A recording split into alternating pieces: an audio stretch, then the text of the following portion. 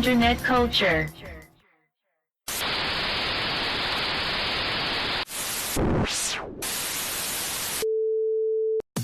A trend used to last years.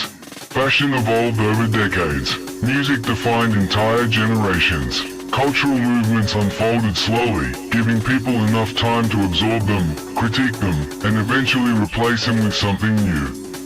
Today, a trend can be born before breakfast, reach millions by lunch, and disappear before midnight. Welcome to the age of the viral micro-trend. These aren't just passing fads.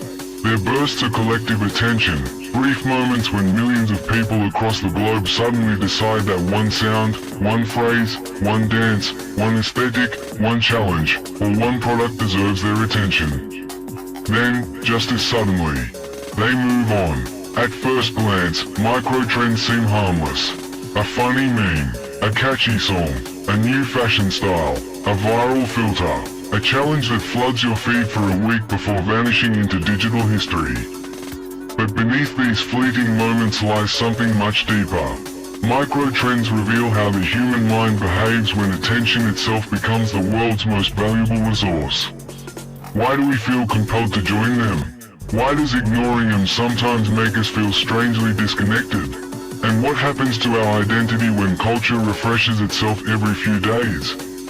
To answer those questions, we first need to understand something fundamental about the human brain.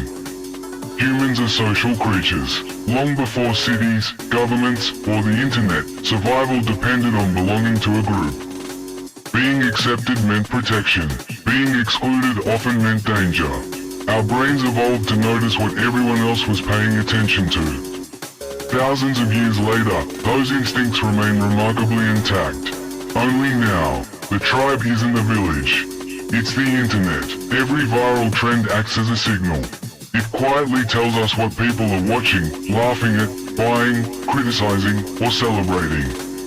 Participating becomes a way of saying, I'm here, I understand the reference, I belong. That desire for belonging is powerful. Not because we're weak, but because we're human. Social media platforms understand this better than anyone. Every recommendation algorithm is designed around one simple principle. Keep attention moving. The faster something spreads, the more people encounter it. The more people encounter it, the more others feel compelled to participate. Popularity creates more popularity. Visibility creates more visibility. This is known as social proof. When thousands, or millions, appear interested in something, our brains instinctively assume it must be important. Even if we don't particularly enjoy it. Even if we don't fully understand it. Sometimes we participate simply because everyone else seems to be participating.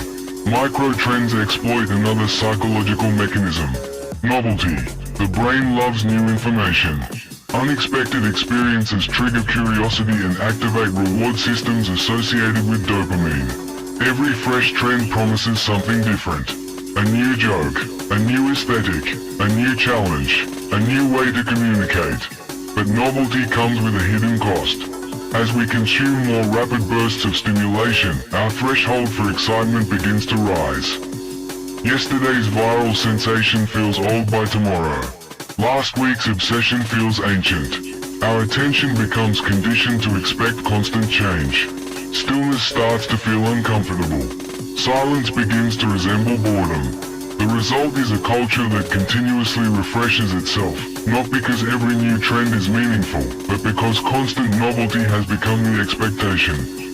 This has profound consequences for how we form our identities. Identity once developed gradually. People discovered interests over years. Friendships deepened through shared experiences.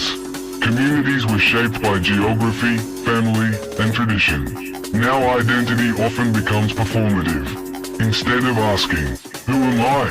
We increasingly ask, what version of myself should I post today? Every trend offers a temporary identity. For a few days, people adopt a particular style of humor. A specific way of speaking. A visual aesthetic. A certain type of editing. Then they abandon it for the next one. The self becomes increasingly fluid. Not necessarily because people are changing, But because digital culture rewards constant adaptation, this creates an invisible pressure. The fear of irrelevance. Many people know the feeling. You open an app and suddenly everyone seems to understand a joke you missed. Everyone references the same audio. Everyone shares the same format. Everyone appears synchronized. Missing even a few days online can feel like returning to a conversation that's already moved on. Psychologists often describe this as the fear of missing out, or FOMO. But perhaps there's another fear emerging. The fear of becoming culturally invisible. In the digital age, attention often feels synonymous with existence. If no one sees your post, did it matter? If you don't participate, will anyone remember you were there? These questions rarely remain conscious, yet they quietly influence behavior every day. Creators feel pressure to react faster. Brands scramble to capitalize on trends before they disappear. Even ordinary users begin measuring themselves against an ever-changing cultural clock. Speed becomes a form of status. Timing becomes a social skill, and relevance becomes increasingly temporary. Ironically, the very speed that makes micro-trends exciting also makes them forgettable. Think back to last month's biggest viral phenomenon. Can you remember it? How about 6 months ago? Or a year ago? Most disappear almost as quickly as they arrive. Yet while the content fades, the psychological habit remains. We become accustomed to constant acceleration. The expectation that something newer is always moments away. This affects more than entertainment. It shapes politics, consumer behavior, language, relationships, even morality. Public opinion can swing dramatically within days as attention shifts from one issue to another. Outrage follows novelty. Compassion follows visibility. Then both often vanish as the next trend arrives. Attention doesn't always reflect importance. It reflects momentum. Artificial intelligence is beginning to amplify this cycle even further. Algorithms increasingly predict what we're likely to engage with before we know ourselves. Content is personalized. Feeds become increasingly efficient at capturing attention. AI can identify emerging patterns, recommend new aesthetics, generate viral images, and even create trends instead of merely distributing them. For the first time, culture is being influenced not only by people, but by machines optimizing human attention. The question is no longer whether trends emerge naturally, it's whether they're being engineered. This raises a fascinating possibility. What if the future's most influential cultural movements aren't created by artists, or celebrities, or communities, but by recommendation systems quietly deciding what billions of people should see next? If that's true, then our sense of what's popular may become less organic than we imagine. The crowd may still exist, but its direction could increasingly be guided by invisible algorithms. None of this means viral micro-trends are inherently harmful. They inspire creativity. They create shared moments among strangers. They give rise to humor that transcends borders and languages. For a brief time, millions of people laugh together at the same joke, celebrate the same moment, share the same experience.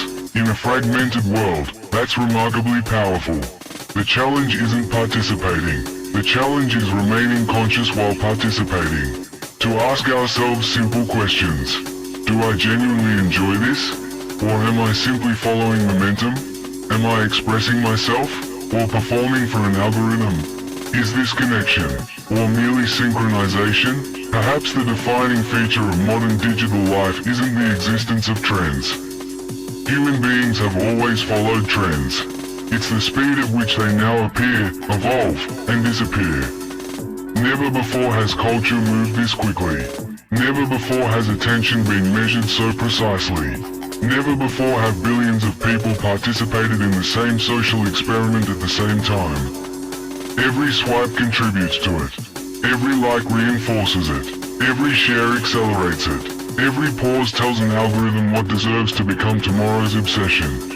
In the end, viral micro-trends are more than entertainment. They are mirrors.